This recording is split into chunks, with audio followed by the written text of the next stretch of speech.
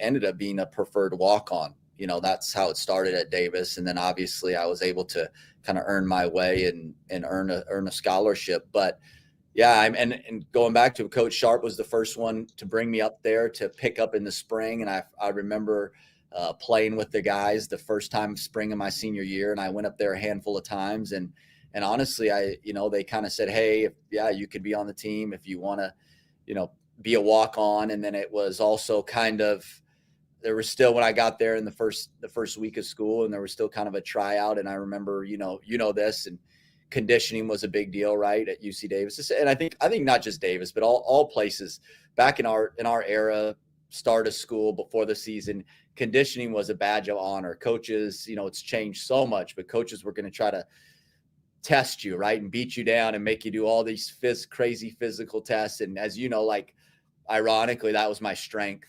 So, I was just so good at that kind of stuff. And so I remember, like, the first couple weeks of conditioning as a preferred walk-on, I was as a freshman, I rolled in there and was really, really good. And I think they saw that. And that was, that was the start of me, being on the team, redshirting my first year, which was awesome.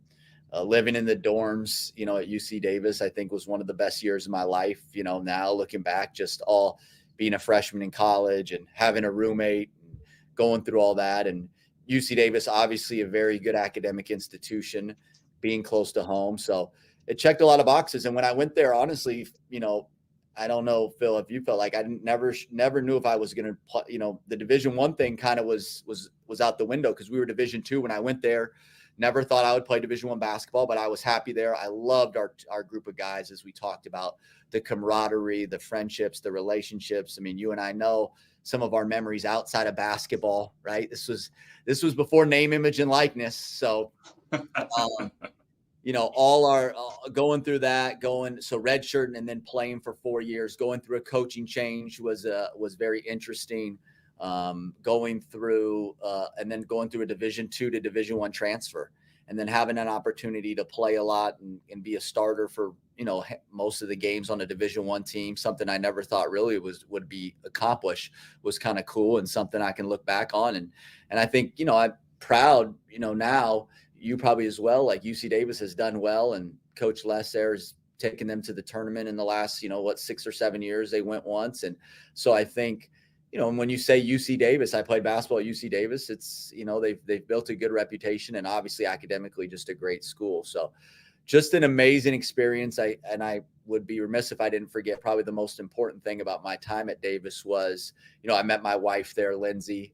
You knew Lindsay. She was part of our friend group a little bit, right? Yep. So getting to meet my soulmate there, and a quick funny story, but we had our daughter in 2013. She was named Caitlin. We were moving houses when my first son was about to be born, and we moved in to a house in Birmingham, and the next door neighbors, who are about our age, they had a daughter named Caitlin, their oldest daughter, and they had a son named Davis. So kind of ironically, so when Lindsay got pregnant with my son, and we're thinking of names, we kind of stole the neighbor's name, Davis, because we didn't have a great name that we loved, and because we met at UC Davis. So my first son is named Davis, honestly, partly after, UC Davis, because of, again, all the memories, and we met there. And so, yeah, kind of a cool thing, and just an amazing 5 years. That's funny.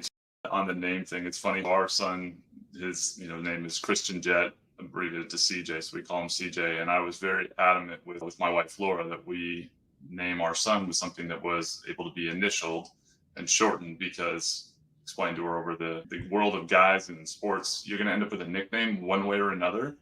And if you give a kid a nickname that's basically preset, he can potentially avoid ending up with a nickname that is wildly off the wall and maybe not one he wants. And in my experience, because being named Phil, I had Philly Blunts, Philly cheesesteak, all the way down the line. And then I ended up becoming Cheese at Davis because of Philly cheesesteak. And then, Old School comes out, and, the cheese comment comes out. Next thing I know, I'm, it's Philly cheesesteak. And then I was Cheese. And like I always tell them, like, if you'd told me my nickname would have been Cheese growing up, I would have said how and why.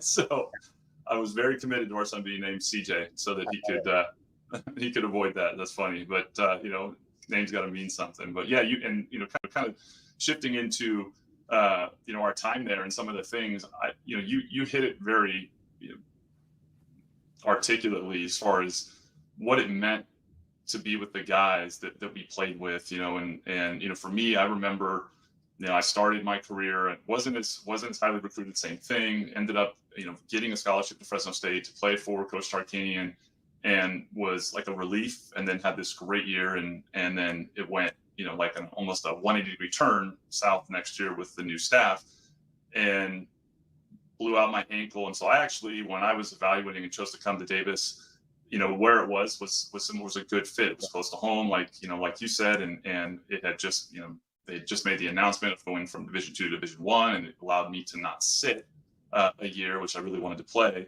And then, I signed my scholarship, and a few weeks later, the head coach, Coach Vogel, that I was, there to go play for, he's gone, and we ended up playing for another guy that didn't recruit me. And my confidence was, went from like kind of sky high to like, where do I fit? And I was trying to figure out, and coming to the group of guys that I came to was such a big part of, making the experience great. And you and Gus Arginal, who's also gone on to be, a great coach, which writing was on the wall there as well. But all you guys, helped, kind of create that experience for me. And it was like most kids, it wasn't the experience that I, anticipated or envisioned, but it was better in so many ways by it being different. And, I can remember early on meeting you and, our history in Sacramento.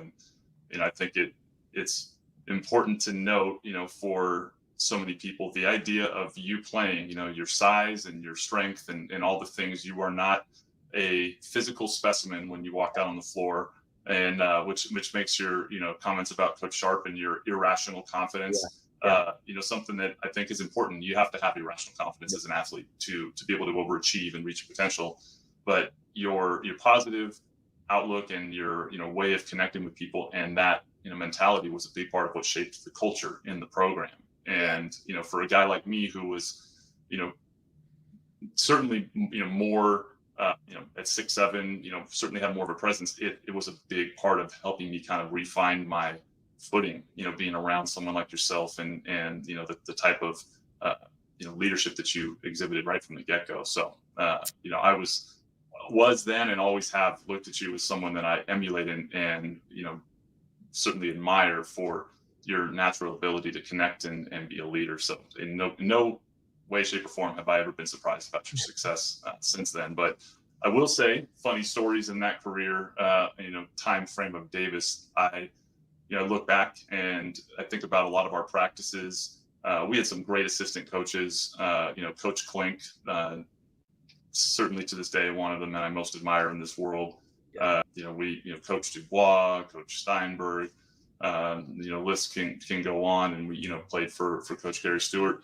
What did you most take from the time that you played between our staff with Coach Stewart, your time previously with Coach Vogel and staff?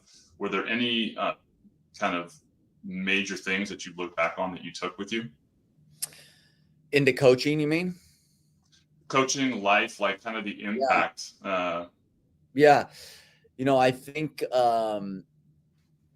interestingly enough, I think one of the reasons, especially when you joined the team, we were so close as a group, and was not only just like the personalities of everybody and all that, but I think we had gone through Coach Stewart, as hard as it was, like put us through a lot of like adversity. Like we went through a ton of shared adversity, and you hear about it, especially I feel like nowadays, our generation, those kind of experiences are becoming less and less. But if you and I sat here and we had two other teammates and we talked about what our most memorable moments at UC Davis, especially practice wise, right? I'm sure 75% would be the hard things that we did and that we went through, right? Because those are kind of the ones that you remember the most. And I think, I think the biggest thing I think at Davis from the coaching standpoint was just the work ethic and the you know what I mean, and the intensity, and I think the demand of competing, that we did. I think those are the biggest things that I think I tried to take over, that I've maybe tried to take from me, and a little bit from everybody. As you mentioned, we had some great assistant coaches that I'm super close with, and looking back, I don't know. I say this in a positive way. Some great men, like some great people. Looking back, we were doing some funny stuff basketball wise, and I don't even remember how it was. Honestly, I can't even remember if it was like relative to other teams and programs. But man, when I think about basketball wise, how the games evolved, right? What we were doing, I'm like, what were we doing? Jokingly, right? And Yeah. and my memories are not of like none of that stuff, but it's more just Coach Klink and the relationships he built with us, and how he treated us, and his intensity, and believing in what was right, and Coach Dubois, his energy, and same, all those guys, right, that you mentioned, I think. And you have a different relationship with the assistant coaches than you do the head coach. Obviously, that's something I'm very aware of, and being in both roles. So yeah, I think the culture of the guys, though, is the biggest thing, that I hope. And I think it's harder nowadays, especially the higher level of college basketball. This is a high level that we're at, and I've been fortunate to be at only pretty high levels. That's lacking nowadays because of the transfer portal, and because of the financials now that of college basketball, that rarely are guys there for that long. There's not as much probably shared adversity, and basketball at our level has become more professional, like in terms of transactional, excuse me.